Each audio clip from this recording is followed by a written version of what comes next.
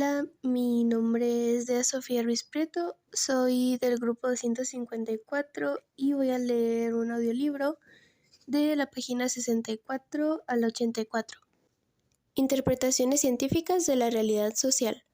En este bloque conocerás algunas de las principales corrientes científicas con las que se han interpretado la realidad social, sobre las cuales se han construido las ciencias sociales.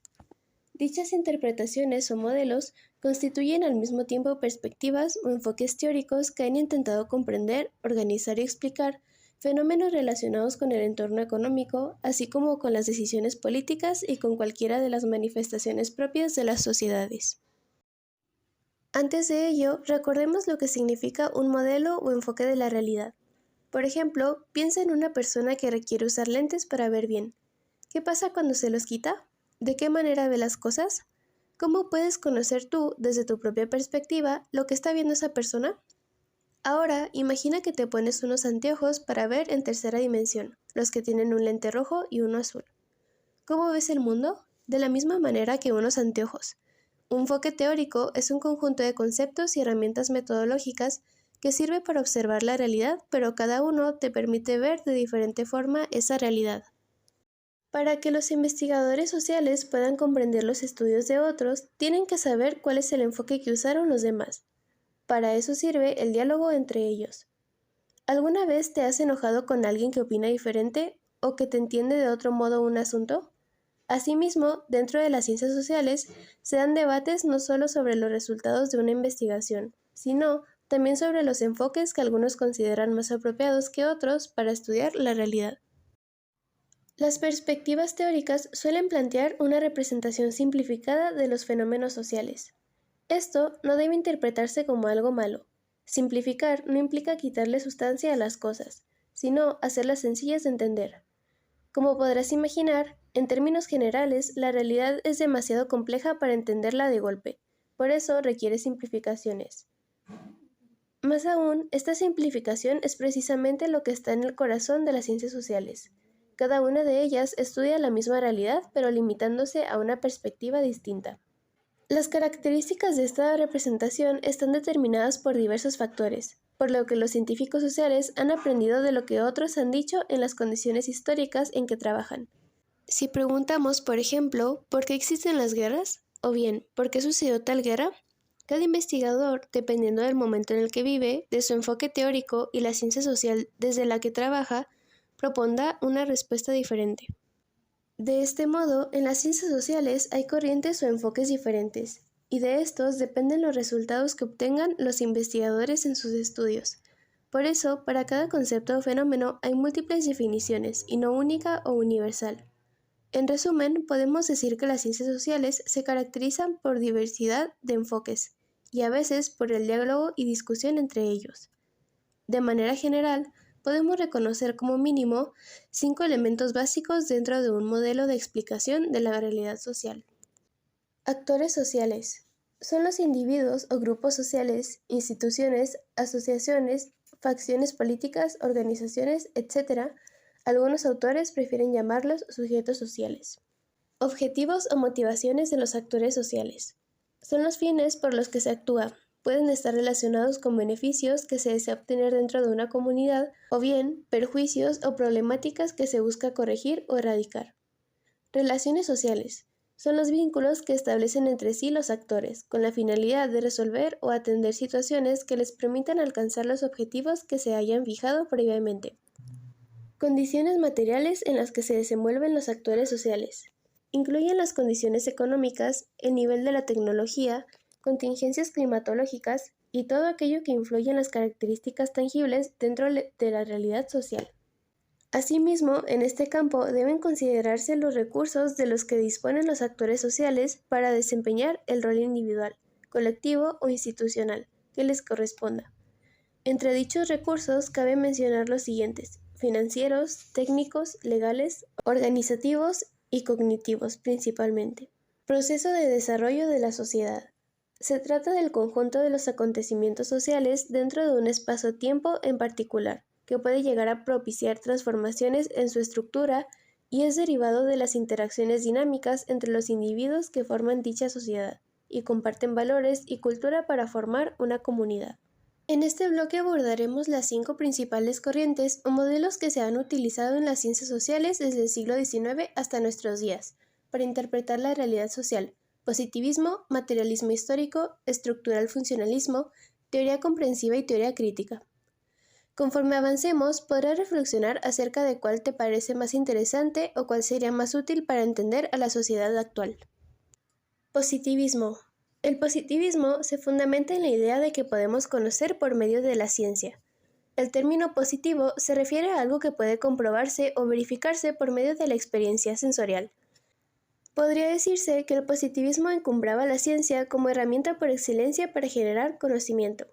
Con el positivismo aparece la noción de que todo en el mundo, desde los fenómenos naturales hasta los comportamientos sociales, son cuantificables, es decir, pueden ser medidos, registrados en cifras y eventualmente sujetos a modelos matemáticos para explicarlos. Esto, que en las ciencias experimentales es más o menos claro, en el caso de las ciencias sociales es mucho más polémico. Por ejemplo, es posible medir con precisión cuántos millones de litros de agua circulan a través de las compuertas de una presa, y qué cantidad se requiere para producir ciertos niveles de electricidad para alumbrar una ciudad. Sin embargo, ¿puede medirse el grado de desarrollo de una sociedad? ¿Qué variables se necesitan medir para llegar a una conclusión al respecto? La corriente del positivismo en materia social se asocia a Auguste Comte, quien impulsó en la década de 1830 esta forma de pensar con su curso de filosofía positiva. Para Comte, el progreso es un principio básico que rige al ser humano y, por supuesto, a la manera en la cual se genera conocimiento. De acuerdo con los planteamientos del filósofo francés, el pensamiento humano ha transitado por 3 etapas primordiales: teológica, metafísica y positiva. Etapa teológica: religión y conocimiento ligado a la divinidad. Etapa metafísica: conocimiento abstracto. Etapa positiva: sociología, conocimiento demostrable. La etapa teológica era aquella que estaba dominada por la idea de la divinidad, como rectora del mundo. En Occidente, este nivel correspondería a los tiempos previos a la Ilustración. La siguiente etapa es la metafísica.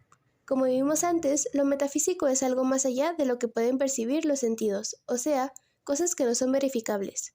De acuerdo con Comte, imaginar la existencia de derechos universales, como lo hicieron los ideológicos de la Revolución Francesa, no tenía ningún sustento en concreto. Recuerda que, en sus resultados inmediatos, la Revolución Francesa generó caos y abusos que resultaban contradictorios con los ideales que al principio perseguía. Comte vivió en esos difíciles tiempos de la historia de Francia, por lo cual estaba muy interesado por encontrar una explicación acerca de qué había salido mal. Sin embargo, a pesar de su severa crítica al movimiento revolucionario, Comte reconocía como el principal avance del pensamiento ilustrado al interés por encontrar respuestas distintas a la imposición de ideas basadas de dogmas, particularmente aquellos de origen religioso. Para él, la razón y la experiencia, los fundamentos de la ciencia, resultaban muy importantes para transitar a una etapa superior del pensamiento, la positiva. En la etapa positiva, los fenómenos sociales ya pueden ser explicados por medio del método científico. Se atribuye a Comte la creación del término sociológico, para referirse al conocimiento de lo social por medio de la razón y la experiencia. En otras palabras, según algunos autores, Comte es el padre de la sociología. Aunque Comte desarrolló sus ideas poco antes de 1850, esas llegaron a América Latina hasta las últimas décadas del siglo XIX. En algunos países, la idea de origen y progreso fue acogida como modelo para intentar sacar a sus sociedades del atraso y la pobreza por medio de la educación secular, no religiosa, y la industrialización. En México, esta perspectiva encontró buena aceptación entre los liberales latinoamericanos, quienes se oponían al poder de la Iglesia Católica sobre la mayoría de la sociedad, al considerar que era una fuerza que fomentaba la ignorancia y detenía el progreso, además de ser un obstáculo para el poder económico de los nacientes grupos industriales.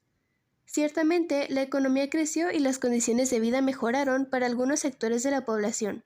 Lo malo fue que las mayorías seguían sin acceder a este progreso. Esta desigualdad en los beneficios del desarrollo fue una causa fundamental para el estallido de la Revolución Mexicana en 1910. Materialismo histórico. Karl Marx desarrolló junto con Friedrich Engels uno de los enfoques teóricos con mayor trascendencia en las ciencias sociales, el materialismo histórico. Como ya mencionamos, todos los enfoques teóricos son producto de la realidad en la cual surgen y de la interpretación y percepción de quien los crea. Marx y Engels vivieron de los tiempos de la Revolución Industrial junto en el centro en donde ésta ocurriría, Inglaterra, en la segunda mitad del siglo XIX. Los estudios de Marx surgieron de la economía, pero trascendieron en todas las ciencias sociales. La base de sus estudios se encuentra en su método, la dialéctica. Dicho método se refiere a cómo a partir del intercambio de ideas en una conversación se puede generar conocimiento nuevo. ¿Te ha sucedido que cuando haces algún trabajo en equipo tú llegas con alguna idea, pero después de intercambiar y escuchar las ideas de tus compañeros, terminan por generar una propuesta común más novedosa? Más o menos así funciona la dialéctica. Los orígenes de la dialéctica se remontan a la Grecia antigua, pero en el pensamiento moderno fueron los filósofos Immanuel Kant y John Gottlieb Fichte quienes retomaron su uso. Fichte propuso la estructura típica con la cual se identifica el método dialéctico de estudio, que se muestra en la figura 3.2. Más tarde, otro filósofo alemán, Friedrich, construyó con la dialéctica un inmenso sistema filosófico que pretende explicarlo todo. Para él, el principio de todo existía el espíritu, tesis, que al salir de sí mismo entra en contacto con lo exterior, antítesis, lo cual se refleja en el derecho, las reglas, la ética, la conducta y la historia, los hechos. De la conjunción entre el espíritu y la materialidad humana surge el espíritu absoluto, aquello que lo comprende todo, síntesis. Ahora bien, nos referimos a Hegel porque Marx fue su discípulo indirecto.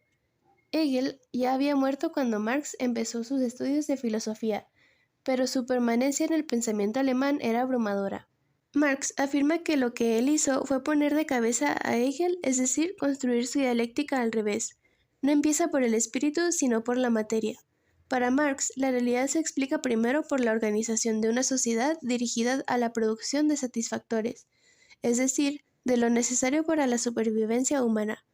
Derivado de esto es que se dan las leyes, las ideologías y todo aquello relacionado con la cultura. A lo primero, es decir, a la parte material, le llamó estructura, y a lo segundo, superestructura.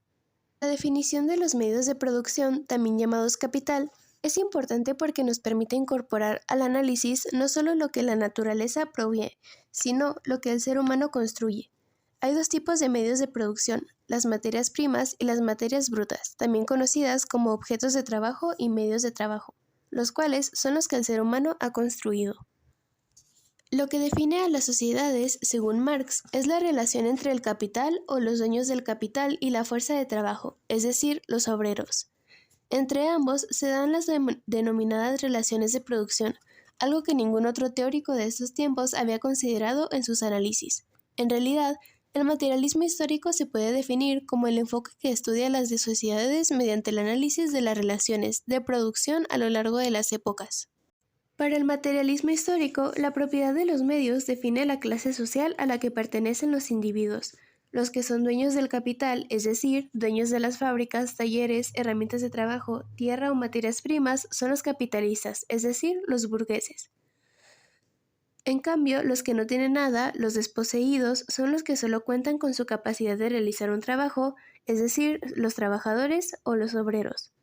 Aún en esas condiciones, la propiedad sobre su trabajo es una ilusión, puesto que deben venderlo al capitalista, lo cual da origen a un régimen de explotación.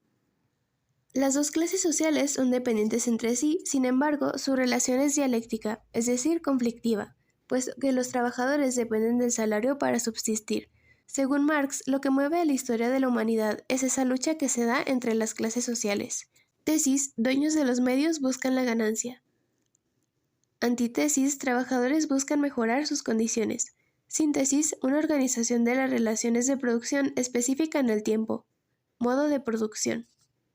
Actualmente, la forma de organización de las relaciones productivas, es decir, el modo de producción, se conoce como capitalismo, y sus actores son los burgueses y los obreros, puesto que el contexto histórico en el cual Marx y Engels plantearon su enfoque teórico fue la Revolución Industrial.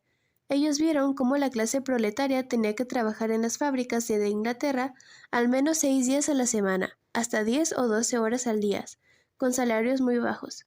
Mujeres y niños enfrentaban esta situación por igual. No tenían servicios de salud y si ocurría algún accidente en la fábrica, el trabajador simplemente era despedido. El materialismo histórico surgió de una reflexión profunda que se preguntaba ¿por qué sucede esto? ¿Qué ha sucedido en otras épocas? Con el mismo enfoque materialista, Marx y Engels interpretaron la historia.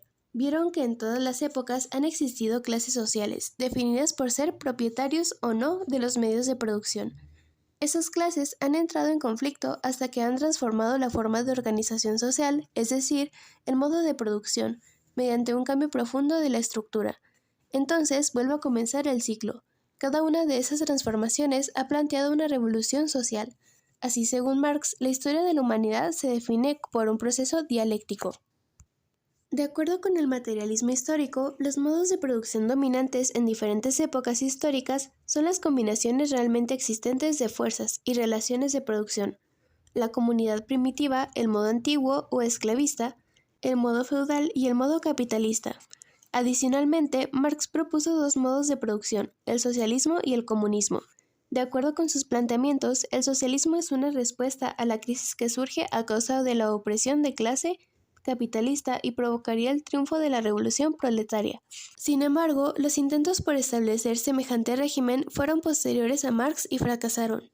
Dos ejemplos del modo de producción socialista se remiten a las experiencias de países como la Unión Soviética, que a partir de la última década del siglo pasado quedó dividida en lo que hoy con Rusia y otras 14 naciones, y la República Popular China principalmente.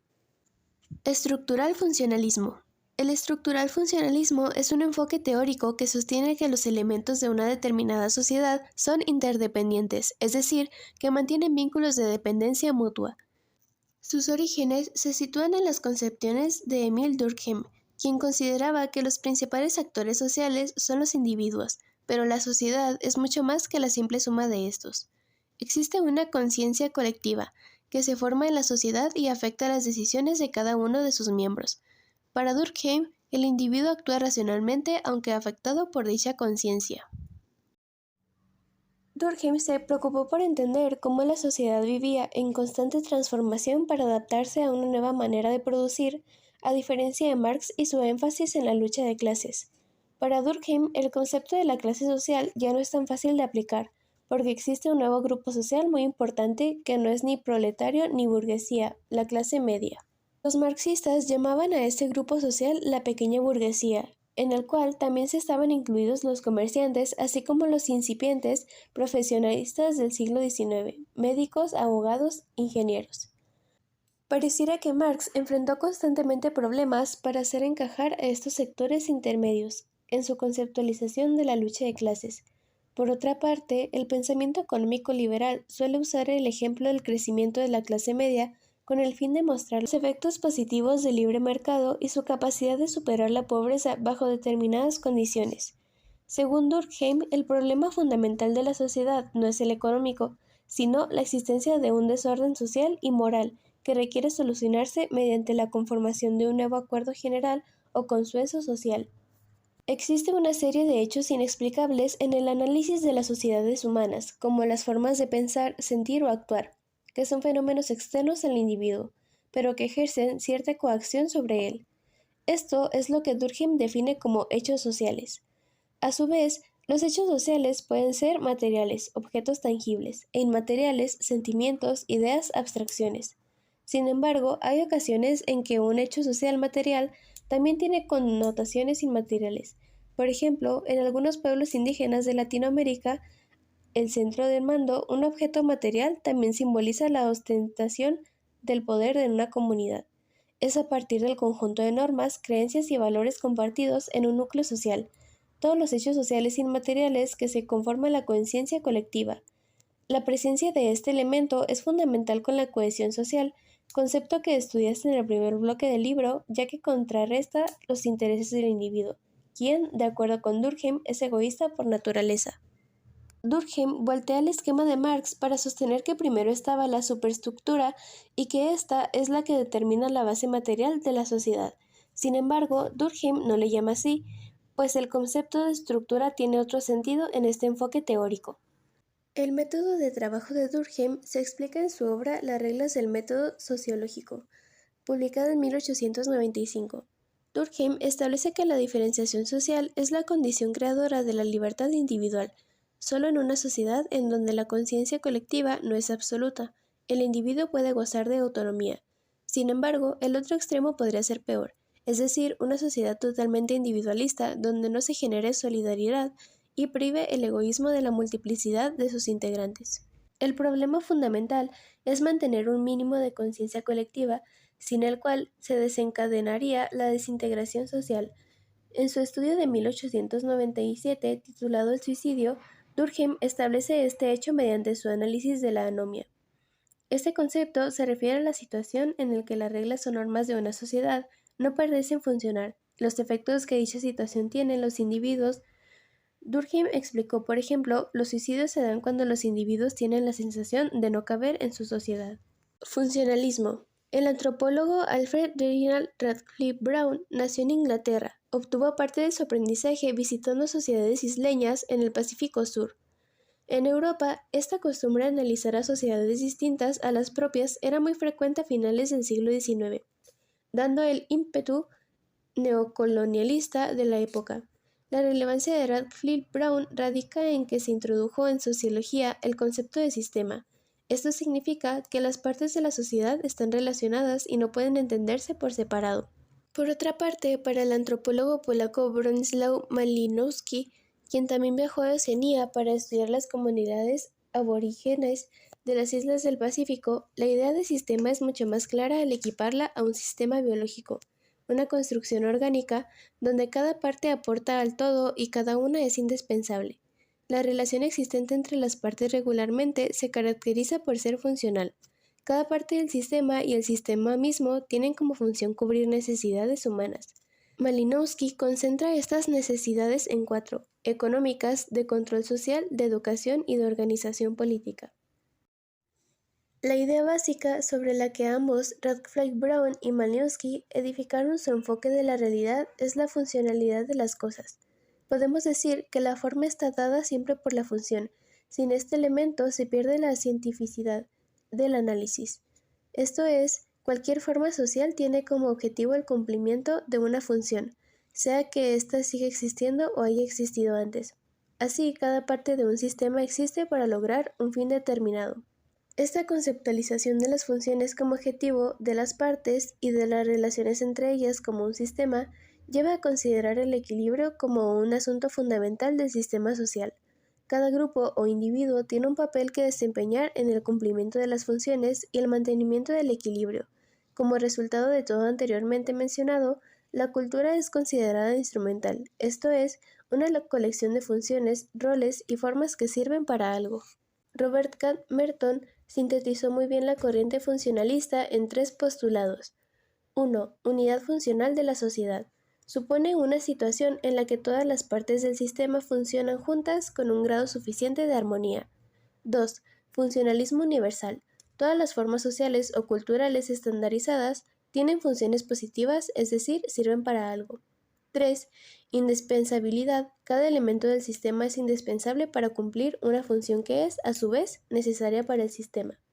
Los 2 primeros postulados surgen de las ideas de Radcliffe Brown, mientras que el tercero es un complemento derivado del pensamiento de Malinowski.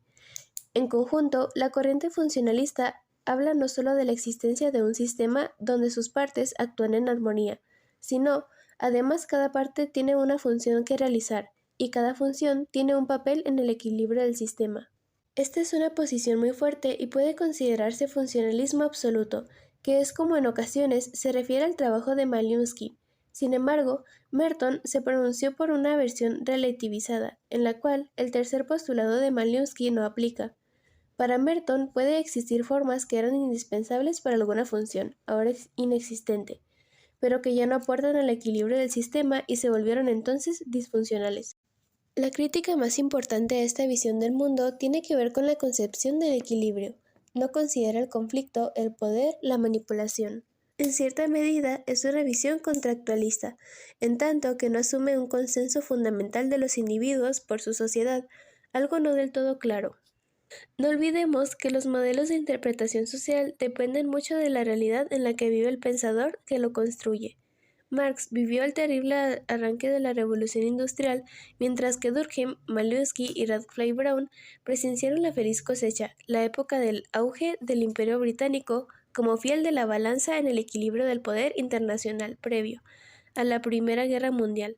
A este periodo se le conoció como la Belle Époque, la Bella Época, dadas la prosperidad y la paz momentáneas que se experimentaron en Europa durante ese tiempo. Por desgracia, el gran conflicto internacional en 1914 refrendó la noción en el que el egoísmo es un componente muy presente a lo largo de la historia humana.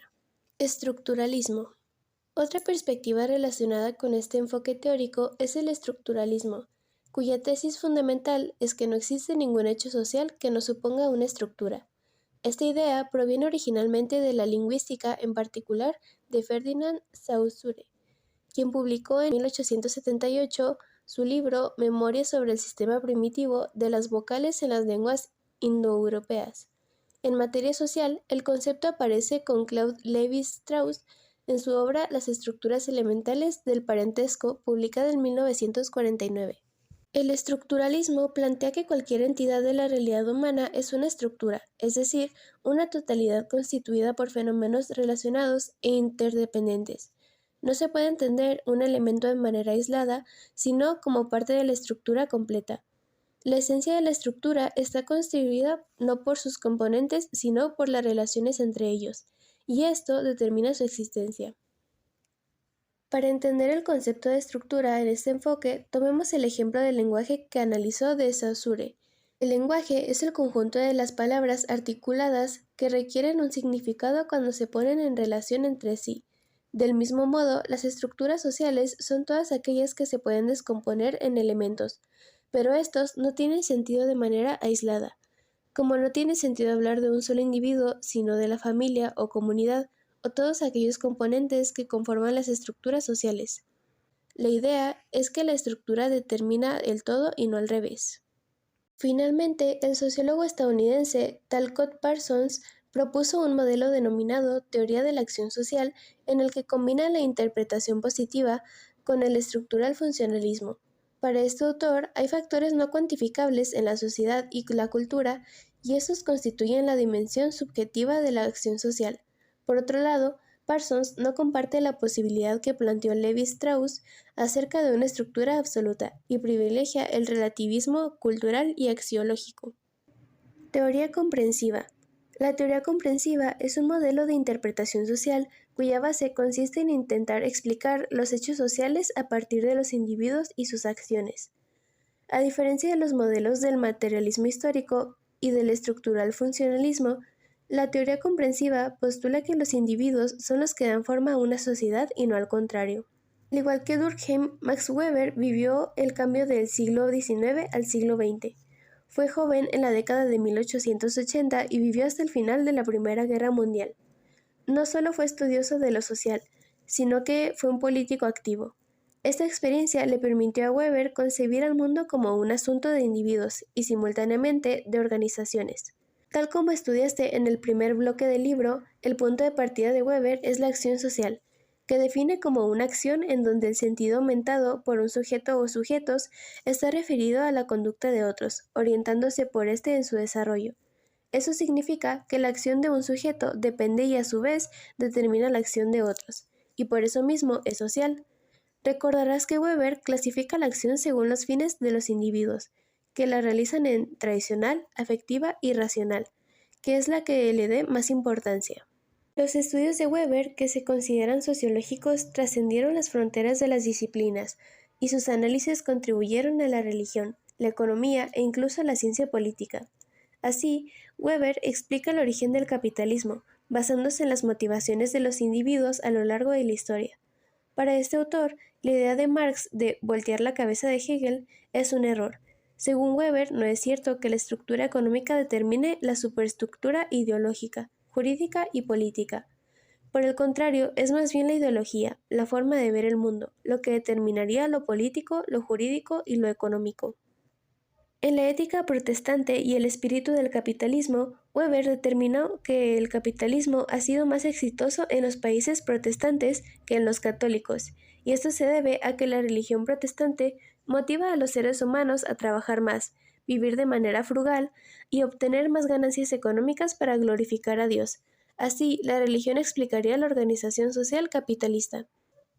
Cabe recordar que, en la época en la cual Weber escribió su obra, comenzaron a disputar con mayor fuerza las potencias anglosajonas y mayoritariamente protestantes como Estados Unidos, Inglaterra y la misma Alemania.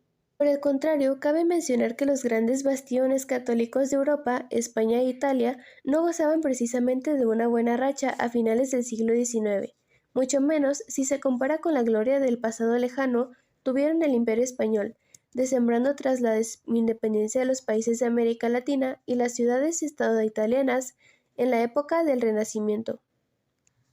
En la ciencia política, Weber es retomado para el estudio del poder y la autoridad, pues él explicaba que ésta se entiende a partir de la obediencia que los individuos muestran a sus líderes y, por tanto, a partir de las motivaciones de los individuos que deciden obedecer.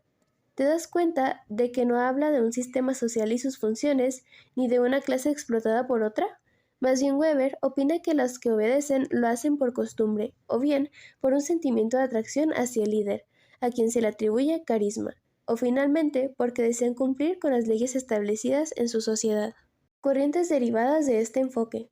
Con base en los planteamientos de Max Weber, las ciencias sociales han construido distintos modelos de acercamiento a la racionalidad humana, desde la suposición de la racionalidad perfecta como un ideal, hasta el concepto de la racionalidad limitada. Con base a estas formas surge la noción de sociedades posibles. La llamada escuela de la elección racional considera a los humanos en principio como seres perfectamente racionales.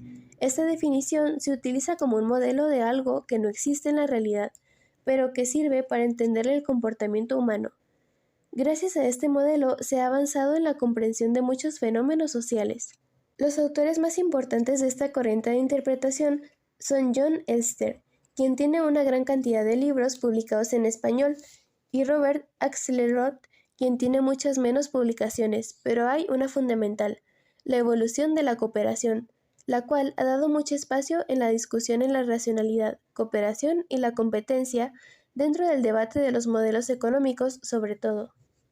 La teoría de la acción racional ha tenido gran influencia en la ciencia política, pues se usa para explicar, por ejemplo, los resultados de las elecciones en los países, por qué los ciudadanos votan por un partido o candidato y no por otro, en qué razones se basaron o qué fines persiguieron con su elección. Si hubieran cambiado algunos factores de un proceso electoral, ¿cómo afectaría esto a los resultados finales? Por otra parte, también la economía ha beneficiado de este enfoque teórico, puesto que trata de explicar el comportamiento de los individuos con respecto al consumo. ¿Por qué los individuos compran ciertos productos y no otros? ¿Cómo realizan el proceso de la selección? ¿De qué manera se puede influir en las decisiones de los individuos como consumidores? Visto así, la aplicación que ha tenido esta escuela ha sido muy grande en términos de la profesión de las ciencias sociales. No podemos dejar de mencionar, sin embargo, que se han desarrollado críticas importantes, que sostienen, por ejemplo, que el comportamiento de los individuos nunca es tan calculado, pues existen factores más allá de sus motivaciones personales que intervienen en los fenómenos sociales. Existe otra escuela llamada elección pública, la cual asume la racionalidad menor de los individuos, pero incluye a las organizaciones como parte de su análisis. Esto permite estudiar el comportamiento de los gobiernos, las empresas, los sindicatos, etc., en su actividad pública como tomadores de decisiones. Los autores más importantes son James Buchan y Michael Ponser. Finalmente, hay otra escuela, la elección social, que parte de la visión racional moderada para construir las posibilidades de una sociedad de ese tipo. Esta escuela ha logrado mucho más que las anteriores y tal vez el resultado con mayor relevancia sea el teorema de imposibilidad de Kenneth Arrow, el economista más importante desde John Maynard Keynes. El teorema de imposibilidad, también conocido como paradoja de Arrow, establece que si bien todos los miembros de una sociedad tienen objetivos claros, la sociedad como tal no los puede tener. Teoría crítica. A principios de la década de 1920, en pleno ascenso del capitalismo en América y con Europa en plena crisis de la posguerra, se construyó una escuela de pensamiento filosófico alrededor del Instituto de Investigaciones Sociales de Frankfurt. Sus principales representantes son Theodor Adorno, Max Horkheim, Walter Benjamin, Erich Fromm y Herbert Marcuse. A la corriente que se originó con estos autores se le llama Escuela de Frankfurt, aunque duró poco tiempo asentada en Alemania, pues la llegada del partido nazi al poder en la década de 1930 provocó el éxodo de los pensadores más relevantes a países como Suiza, Francia y Estados Unidos.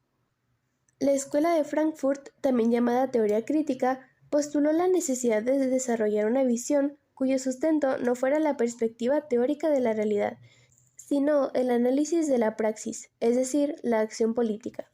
Una de las principales inspiraciones de esta escuela fue el replanteamiento de la teoría marxista, ya que muchos de sus principales postulados ya habían fracasado al no haberse presentado la revolución que supondría la caída del capitalismo occidental desde el interior del mismo.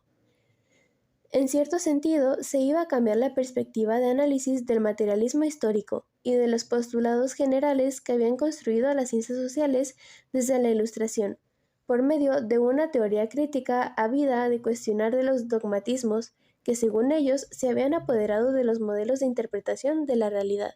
Tal vez la crisis de la primera edad de oro del capitalismo, bella época, no había derivado en una revolución que modificara el sistema político, económico y social en Occidente, pero en cualquier caso no había acabado bien. En tal sentido, la teoría crítica es una respuesta a la gran tragedia de Europa durante la primera mitad del siglo XX, las dos guerras mundiales. Dichas conflagraciones no solo costaron decenas de millones de muertos y devastaron el continente, sino también acabaron con la idea de que la historia avanza linealmente, en un progreso continuo acumulado de conocimiento que permitirá conocerlo todo. ¿Te acuerdas del positivismo y el evolucionalismo? El principio de la teoría crítica es que la razón, el intento del ser humano de dominar la naturaleza, como la defendía Horkheim, estaba condenada al fracaso y era necesario que ocurriese una ruptura radical en el proceso. Había que acabar con la Ilustración para salvarla de sí misma. Horkheim definió la teoría crítica como la teoría social orientada a criticar y cambiar la sociedad como un todo, en contraste con la teoría tradicional orientada solo a entenderla o explicarla. Posiblemente el texto más famoso de la teoría crítica es Dialéctica de la Ilustración, escrito por Horkheim y Adorno, publicado después de la Segunda Guerra Mundial. De manera casi simultánea, en esos años, los fenómenos sociales más importantes eran el ascenso y posterior derrota del fascismo y el nacionalismo, nazismo, el capitalismo de Estado, la Unión Soviética, y la cultura de masas en Estados Unidos. Frente a estos fenómenos, las interpretaciones científicas de la realidad social, desarrolladas hasta el momento, no tenían respuestas claras. Para Horkheim y Adorno, la intervención masiva del Estado en la economía había superado la tensión entre las relaciones sociales de producción y las fuerzas productivas, pero no había dado como resultado el socialismo que imaginaban los marxistas, sino la planificación centralizada y el control gubernamental de los medios de producción. De hecho, había dado como resultado los grandes sistemas opresores y totalitarios del siglo XX, el nacionalismo alemán y el consumismo soviético. Dicho de otro modo, para la teoría crítica lo que importa es la acción humana, pero a diferencia de la teoría comprensiva, se interesa por la acción orientada a la transformación del mundo y no por la simple acción social que da continuidad a las sociedades tal cual existen. Como sus autores son herederos críticos del materialismo histórico, su estudio de la acción no es por medio de las motivaciones, sino a partir del entendimiento de la estructura y la superestructura, ideología. Se trató entonces de una visión más cultural y menos economicista de la sociedad, propuesta que tomaría un sentido orientado al psicoanálisis, Fromm y Marcuse. A diferencia de otras escuelas modernas de sociología, la teoría crítica es más filosófica, lingüística y semiótica que sociológica. Por tanto, entenderla resulta mucho más complicado para todos aquellos que no tienen las herramientas del conocimiento que brindan estas disciplinas. Se trata de una visión cultural del mundo. La sociedad es un asunto cultural y la cultura puede determinar la sociedad. Segunda y tercera generaciones de la teoría crítica.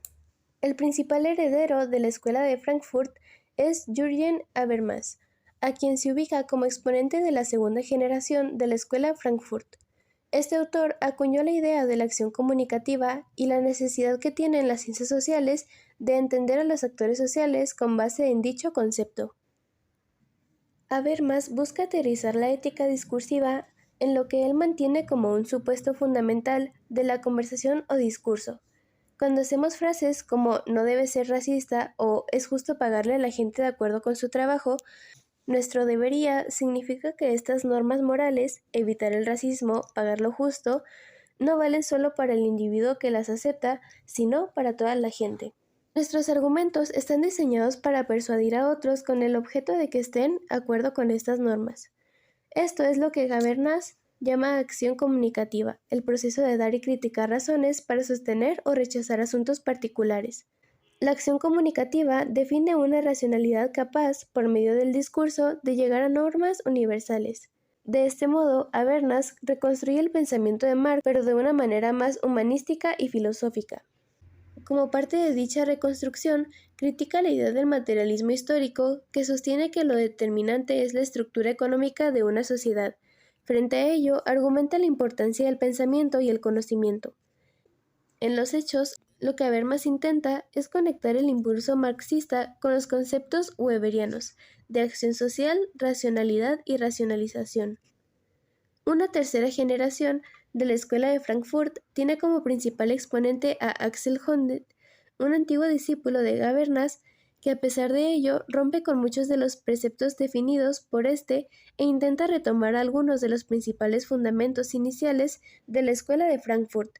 Honneth y otros destacados representantes de esta tercera generación consideran que la globalización ha incidido en el debilitamiento del Estado nacional y a la vez ha dado lugar a cada vez la mayor diversificación de las dimensiones y relaciones políticas, sociales y culturales, que en etapas históricas previas habían sido controladas, o al menos tuteladas por un Estado fuerte y omnipresente.